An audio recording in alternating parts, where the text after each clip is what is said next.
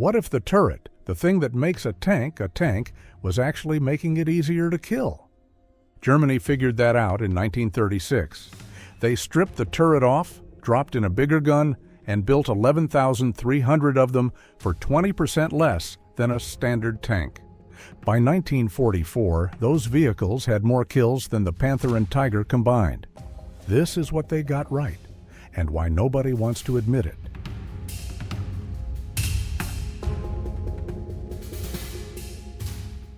It starts with a memo.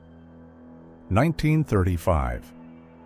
A German colonel named Erich von Manstein is writing to General Ludwig Beck, chief of the German General Staff. He's not asking for better tanks. He's describing a gap. Infantry advancing under fire have no direct fire support that can keep up with them. Artillery is too slow, too heavy, positioned too far back. By the time a shell arrives, the target has moved. Soldiers are dying because of that gap. Von Manstein wants an armored vehicle that can follow infantry on foot, push to the front, and destroy fortifications with direct fire. And he has one very specific requirement that will shape everything. The vehicle's height must not exceed that of a standing man. That's 1.75 to 1.80 meters. The engineers at Daimler-Benz, who received the development contract on June 15, 1936, had exactly one way to meet that requirement. Remove the turret, mount the gun in a fixed armored casemate. That single constraint, driven by infantry tactics and not engineering preference, accidentally produced one of the most cost-efficient weapons platforms of the 20th century.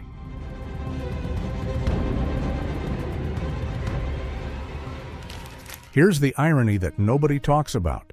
The turret, the feature that defines what a tank is, was actually the thing limiting what tanks could do. The Panzer III had a turret ring of 1,520 millimeters in diameter. The largest gun that physically fit in that ring was the 50mm KWK-39. Fine for 1940.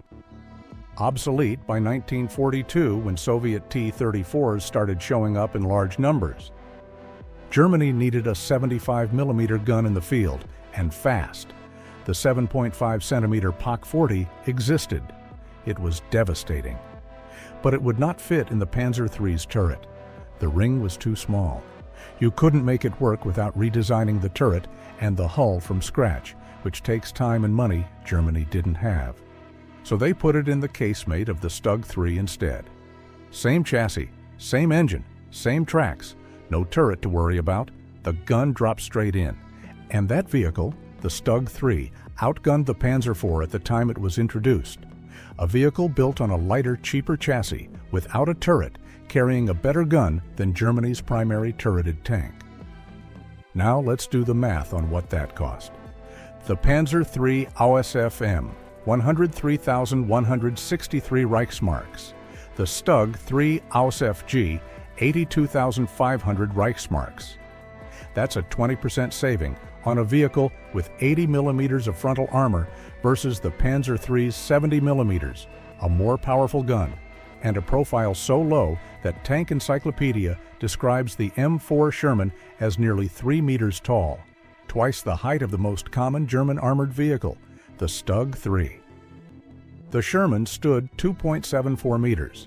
The StuG stood 2.16 meters, over half a meter of difference. When you're trying to hide a 24-ton vehicle behind a stone wall or in a hull-down position, half a meter is the difference between visible and invisible.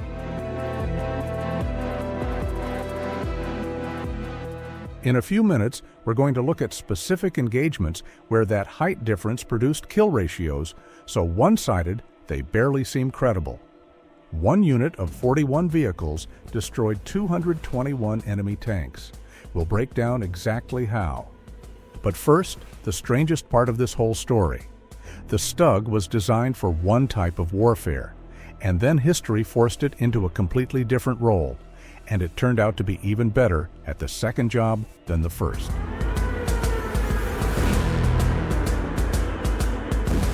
Von Manstein built the StuG for offense.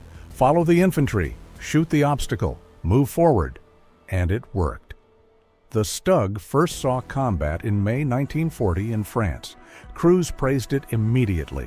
Low profile, powerful enough, and it could advance alongside infantry in a way that towed artillery never could. Then 1941 happened. Germany invaded the Soviet Union, met the T-34 and KV-1, and the short 75mm on early StuGs couldn't penetrate their armor at useful range. The StuG was upgunned. First the L-43 in spring 1942, then the longer L-48 by autumn 1942. Problem solved. Then Stalingrad happened, then Kursk, July and August 1943. Germany lost the strategic offensive on the Eastern Front and never got it back. And here's the irony at the center of this whole story. The vehicle von Manstein designed for attack became the backbone of German defense, and it was arguably better at that job. In defense, you choose your position. You dig in. You wait. Your 20 to 25-degree gun traverse is enough because the enemy is coming to you. Your low silhouette means you're invisible until you fire. And when you fire, it's already too late for the crew on the receiving end. The StuG didn't become effective by evolving into something new. It became effective because the war changed around it.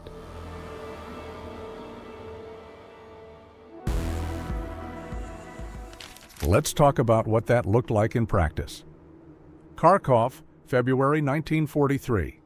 Grossdeutschland Division is fighting to retake the city. Their StuG units claim 44 T-34 kills. The Tiger I units operating alongside them claim 30. The Tiger I, a 57-ton tank with 100mm of frontal armor and an 88mm gun, was outscored by the cheap, low, turretless StuG. Leningrad, 1943. Sturmgeschütz Abteilung 226. 41 StuG IIIs. 221 Soviet T-34 and KV-1 tanks destroyed. Losses, 13 vehicles. That's a 17-to-1 kill ratio. Finland, 59 StuG IIIs delivered in 1943 and 1944. Those 59 vehicles destroyed 87 Soviet tanks. Losses, 8 vehicles, and the Finns liked those StuGs so much they kept them in service until 1966, 21 years after the war ended. By spring 1944, German records credited StuG units with 20,000 enemy armored vehicles destroyed or disabled across all fronts.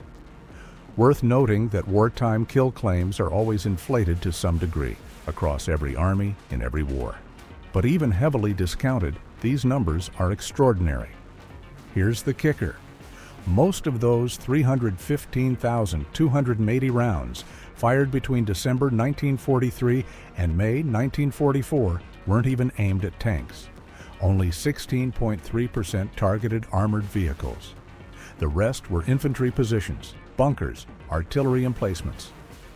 The StuG was still doing exactly what von Manstein asked for in 1935. It just happened to also be one of the most effective tank killers in the war at the same time.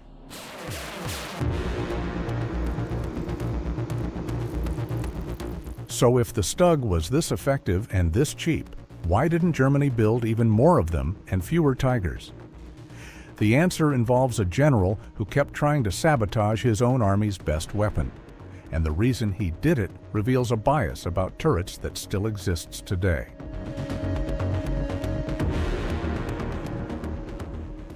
Heinz Guderian is one of the most celebrated military minds of the 20th century. He essentially invented modern armored doctrine, and he spent a significant portion of the war trying to kill the StuG program. Not because it didn't work, because it wasn't a tank. It didn't have a turret.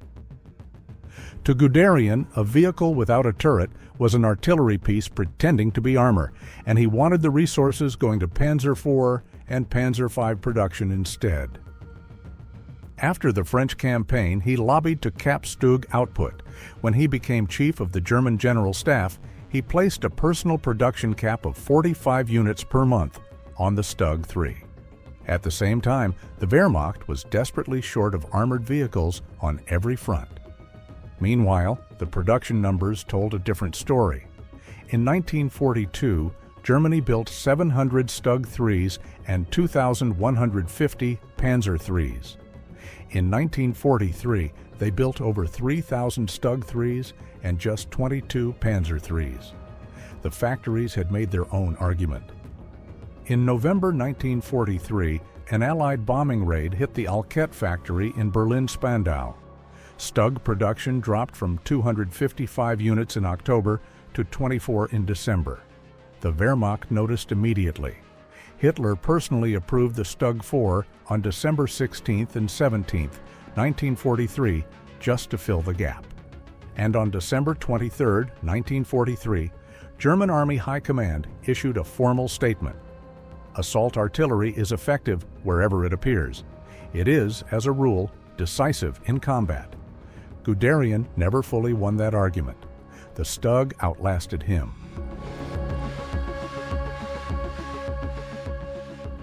Here's where the turret's defenders have a point. The StuG had no turret traverse worth mentioning, 20 to 25 degrees either side. A target outside that arc meant the driver had to rotate the whole vehicle. In a fast, chaotic, close-range engagement that got people killed. Early versions had no machine gun at all. Infantry could walk up and kill the crew with grenades.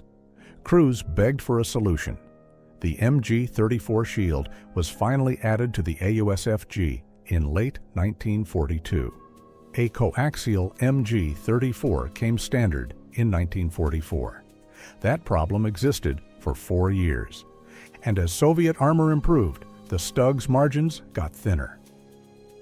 The T-34/85 from 1944 onward and the IS-2 heavy tank could punch through StuG frontal armor. The vehicle that dominated 1942 and 1943 was under real pressure by 1944 and 1945. But here's what the numbers show. Even under those conditions, effective StuG crews kept performing. Because by that point, the StuG had attracted the best assault gun crews in the Wehrmacht, soldiers who understood that their vehicle's survival depended on positioning, patience, and ambush, not on outdueling enemies in the open. The turret limitation forced a tactical discipline that produced results a turreted tank crew could often avoid until it was too late.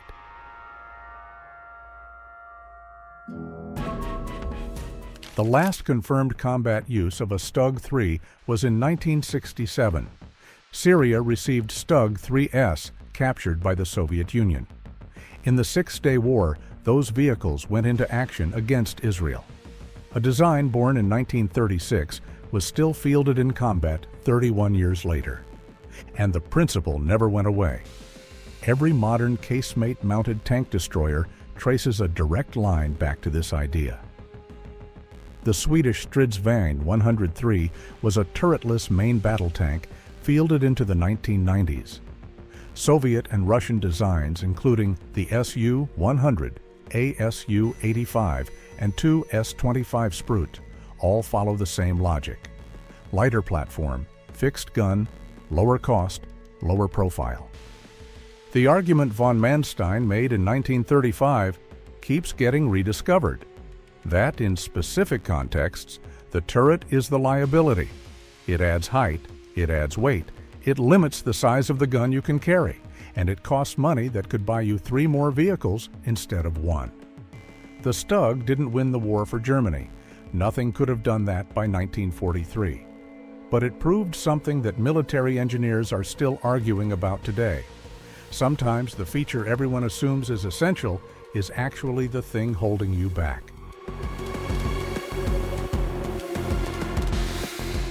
Quick question before you go. You're commanding a defensive line. You get a budget of 1 million Reichsmarks. That buys you 12 StuG IIIs or 3 Tiger Is. Which do you take? Drop it in the comments. StuGs or Tigers? No wrong answer, but make your case.